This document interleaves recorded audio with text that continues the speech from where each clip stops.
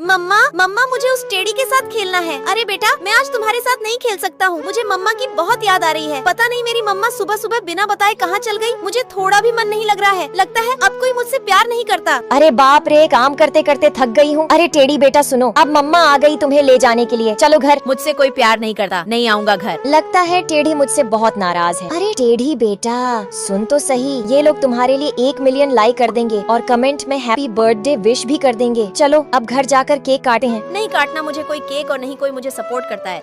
BH facto को subscribe